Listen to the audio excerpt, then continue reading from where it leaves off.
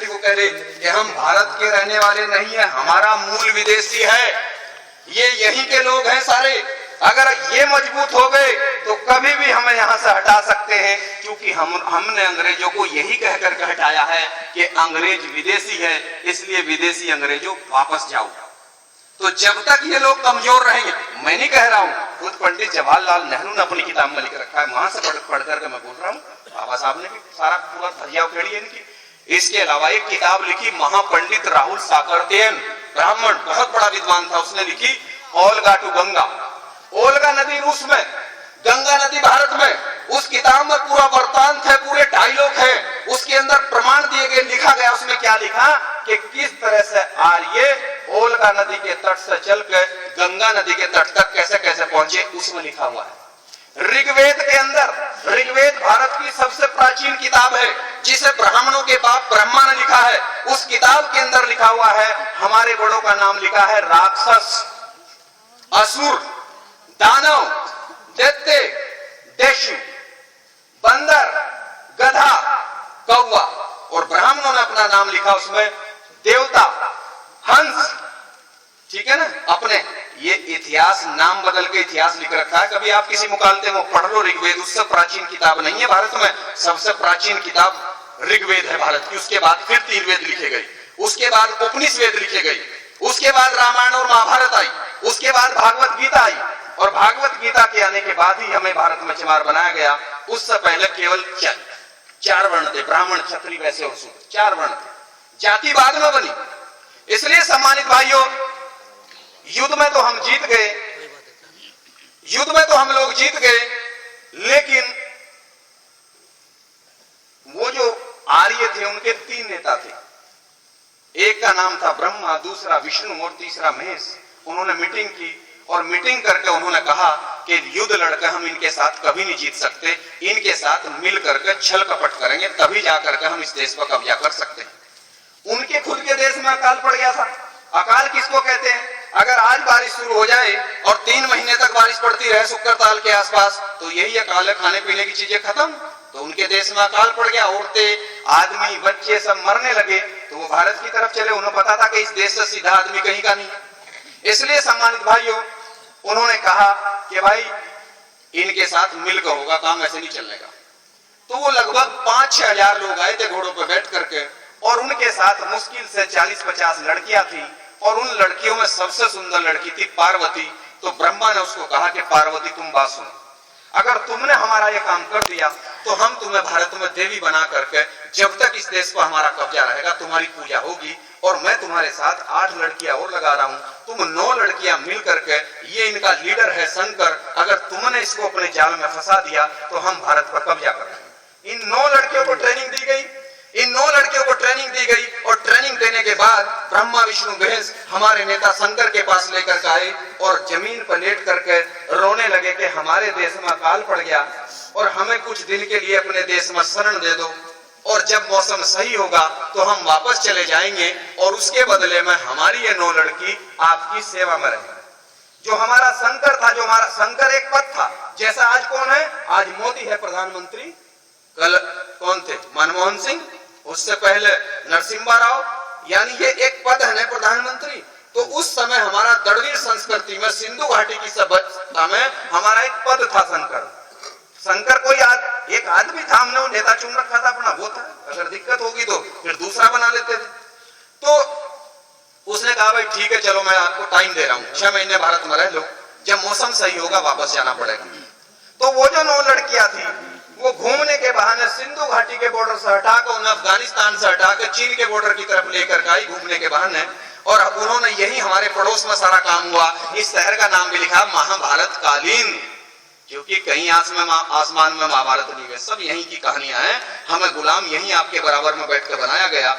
चीन के बॉर्डर से पहले है हरिद्वार, और हरिद्वार के नीचे है कनखल, उसी का एक छोटा सा कस्बा, उस समय गांव रहा होगा कभी। तो वहां पार्वती ने डेरा डाल दिया शंकर के साथ, और भांग धतूरा शराब और गांजा पिला पिला करके इसको पागल कर दिया। और इस तरह से जब आर्यों को यह पता लगा कि हमारी लड़कियों ने काम सही कर दिया, तो उधर से आर्यों ने अपना घेरा डाल दिया। इस देश का नाम जम्बू द्वीप था, उन्होंने इसका नाम बदलकर तुरंत कर दिया आर्यव्रत।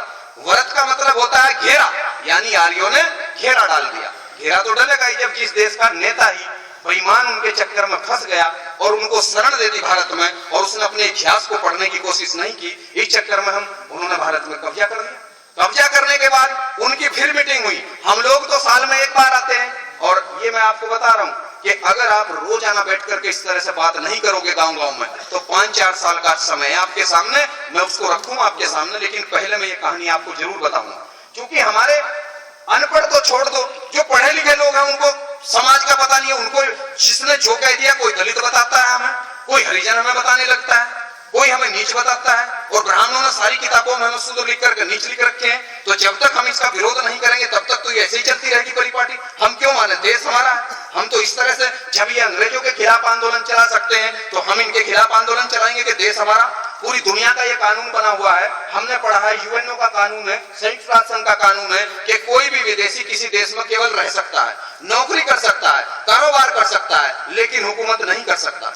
और ब्राह्मण भारत के अंदर हुकूमत भी कर रहा है, और धर्म का सारा काम भी उसने, सारी ठेकेदारी उसने ले रखी है, सारा कारोबार उसके पास है। जब कानून ये बना हुआ कि वो राज नहीं कर सकते, तो फिर इस देश पर राज कैसे चल रहा उनका? वो हमारी बेवकूफत और हमारी मूर्खता में चल रहा है कि जितने महापुरुषों ने आंदोलन चलाया, हम अपने आजादी के आंदोलन को छोड़ करके भक्ति के आंदोलन में शामिल हो जाते हैं, और इस तरह से वो भक्ति के चक्कर में हमारा सत्यानाश कर देते हैं। क्योंकि भक्ति का मतलब, भगत का मतलब हिंदी में होता है दास, और उर्दू में भगत का मतलब है गुलाम।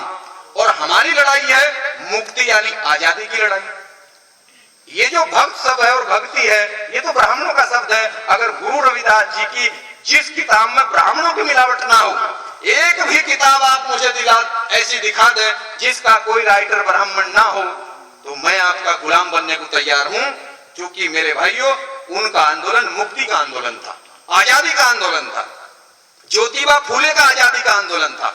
ज्योतिबा फूले सैनिक थे बिरादरी से माली, उनके आंदोलन को काउंटर करने के लिए उन्होंने आंदोलन चलाया, मुक्ति का आंदोलन, सत्यशोधक समाज बना करके। तो एक ब्राह्मण था, उसका नाम था दयानंद सरस्वती, वो टंकारा का महाराष्ट्र का ब्राह्मण था। उसने तुरंत 50 ब्राह्मणों की बैठक बुलाई। उसने कहा अगर ये सैनिक का लड़का पूरे देश में ऐसे समझा देगा तो हम तो 3% है, ये ज्यादा लोग इकट्ठे हो जाएंगे, एक तरफ सारे लोग इसके साथ चले जाएंगे। उन्होंने कहा तुरंत आर्य समाज बनाओ। उन्होंने आर्य समाज बनाया और ब्रह्म समाज बनाया, और भारत में आंदोलन शुरू कर दिया। हमारे लोगों ने ज्योतिबा फूले का जो सही आंदोलन था, हम आजाद दिलाने वाला, उसे छोड़कर आर्य समाज के आंदोलन में शामिल हो गए। हमारा आंदोलन काउंटर हो गया।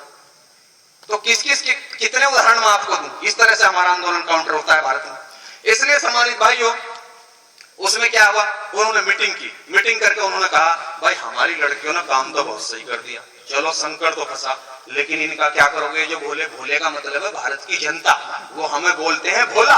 वो हमें भोला इसलिए बोलते हैं कि हम इतने भोले हैं कि 5000 साल से हमारा सत्यानाश कौन कर रहा, हमें आज तक यही पता नहीं कि हमारा सत्यानाश कौन कर रहा। हम भगवान को कह रहे हैं कि मेरी तो किस्मत बहुत गलत लिखी थी। अरे कोई भगवान हमारी किस्मत खराब नहीं कर रहा, हमारी किस्मत तो इन्होंने खराब कर रखी है, समझ गए? इसलिए वो हमें भोला बोलते, वो तो सही बोल रहे हैं। एक बार हम एक मंदिर में गए तो हमने कहा भाई, अब हम जानते थे इसको, मगर पंडित जी ये बताओ, ये जो शंकर भगवान की मूर्ति है, इसके माथे में भी एक आंख है, ये क्या है? कहने लगे बच्चा इसे मत पूछो। आज क्यों नहीं बताओ मगर इसके बारे में? कहने लगे अगर भोले ने आंख खोल ली तो धरती पर परले आ जाएगी। परले, अगर इसकी संधि विच्छेद करो इस शब्द की, तो पर का मतलब होता है पराई, और लय का मतलब होता है व्यवस्था। यानी अब उनकी व्यवस्था इस देश में, तो ये व्यवस्था पराई हो जाएगी। और अगर भोले ने आंख खोल ली तो व्यवस्था तख्ता पलट हो जाएगा, परले आ जाएगी। तो इसका मतलब क्या है? भोले कौन है? हम। और यहाँ क्या होता है? दिमाग, बुद्धि।